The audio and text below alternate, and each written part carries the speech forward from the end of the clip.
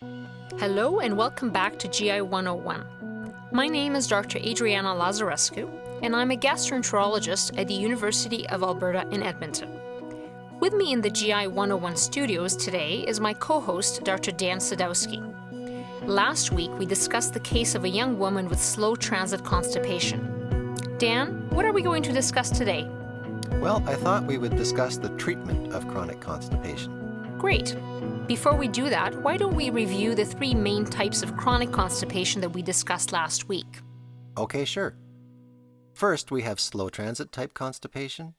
These are patients with a lifelong history of infrequent bowel movements, often once a week or less, and usually without much in the way of abdominal pain. Then we have IBS-C, and in contrast to slow transit constipation, IBS-C is primarily a pain disorder, and constipation is a secondary consideration. Finally, disordered defecation, where patients have difficulty passing even liquid stool due to anatomic abnormalities of the rectum and anal canal. As management of the condition that leads to disordered defecation is often surgical, I think we will discuss the management of this condition for future episodes. Okay, so what is your approach to the treatment of chronic constipation? Well, first I would like to talk about some general considerations that apply to patients with both slow transit constipation and IBS-C. First, I found it useful to identify early on in the patient encounter what the primary concern is. These patients often have symptoms for many years. Why are they seeking medical advice now? The reason is often revealing. For example, the patient may have had a friend with similar symptoms recently diagnosed with bowel cancer. So, doctor, could I have cancer too? Alleviating this patient concern may be the most therapeutic maneuver of all. In this situation, and particularly if the patient is in the age category of 50 to 75, I certainly would consider doing a colonoscopy to address this fear. Secondly, it's important to identify what the patient's dominant symptom is. Is it the passage of hard, dry stool? Is it abdominal pain or bloating? The dominant symptom will influence your choice of therapy, particularly with laxatives. For example, if the dominant symptom is bloating, then using fiber supplements is most likely going to make the symptom worse. Instead, I would focus on dietary measures such as the elimination of gas-forming vegetables and a limitation of lactose and fructose-containing products. Thirdly, lifestyle factors are important. I emphasize the importance of eating 3 regular meals per day. Exercise as well, I believe, is very important as it does stimulate peristalsis. I frequently have patients coming to my office carrying large jugs of water, drinking frequently, believing that they can solve the problem of hard, dry stools that way. Is drinking tons of water useful for constipation? While it's important to maintain simple hydration and drink when thirsty, pushing this well beyond physiologic needs is not going to be helpful. It's impossible to overwhelm the absorptive capacity of the small intestine by drinking tons of water. All this is going to do is produce frequent urination without increasing stool output. Education is also important. I find it useful to explain to the patient the physiologic basis for their symptoms. I either use a hand-drawn diagram or a pre-printed cartoon like the one on this slide, to show how the peristaltic reflex is deranged in constipation or in IBS-C, and how this influences their sensation of pain and bloating, etc. In the case that you presented last week, the patient was concerned that her constipation was causing toxic buildup in her body. How important is that? Well, it's important to dispel the myth that is in popular culture today that one must have a bowel movement daily, that somehow harmful toxins are building up in the system. In fact, I tell my patients that I'm not overly concerned about bowel movement frequency, and there's no scientific evidence that patients who defecate daily are having better health than those who have 2 to 3 bowel movements or even less per week. My goal is actually not bowel movement frequency. My goal is actually patient comfort.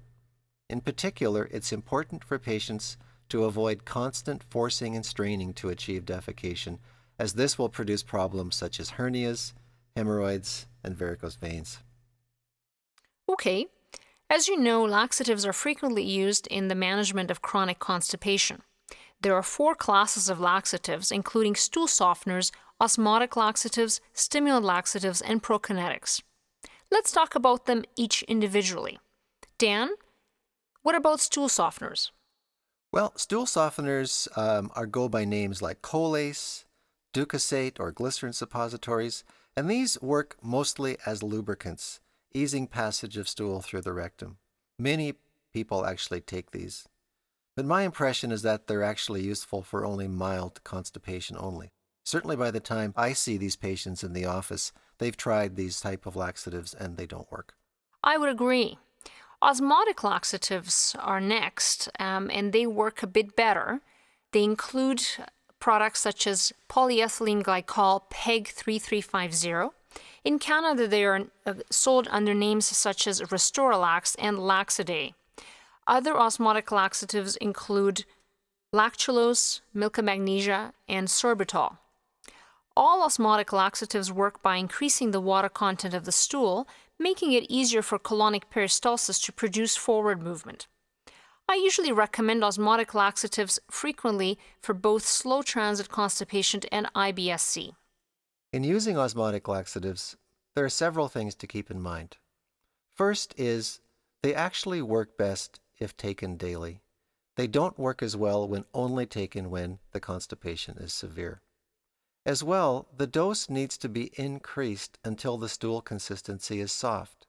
For example, when using PEG 3350, I'll start patients out at 1 dose, which is 17 grams once daily. And then I'll ask them to slowly increase the dose until the hard, dry stools become soft and easier to pass. If the stools become liquid and diarrhea-like, then the patient can back off to a lesser level.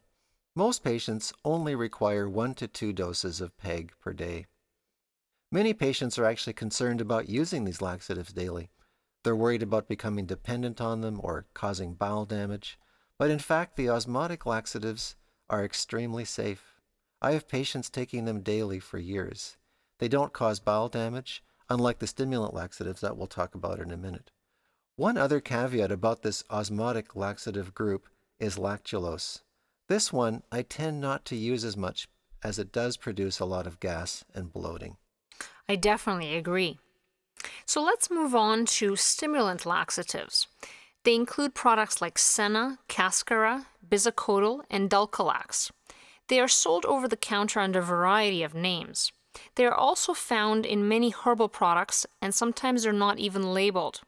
For example, many cleansing teas sold in health food stores contain hidden Senna or Cascara.